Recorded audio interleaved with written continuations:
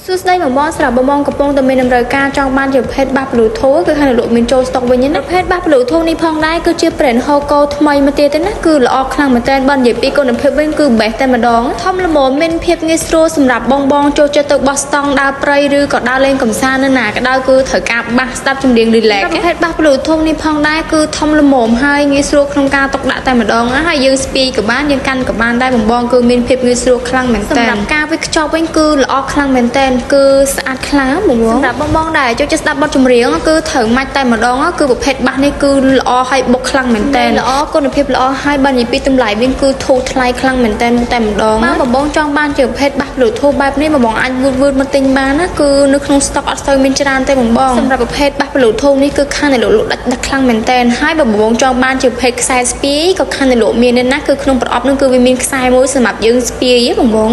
គឺមិនបាច់ចាំបាច់កាន់ទេបើសិនជាយើងចង់ក៏បានយើងមិនចង់កាន់ក៏បានឬមកក៏យើងចង់ស្ពាយក៏បានដែរព្រោះវាមានខ្សែក្នុងនេះប្រភេទបាសប្លូធូនេះផងដែរគឺជាប្រភេទបាសដែលយើងបញ្ចូលថ្មបងគឺស្ដាប់បានយូរខ្លាំងមែនទែនគឺយើងអាចស្ដាប់បានចន្លោះពី3ទៅ4ម៉ោង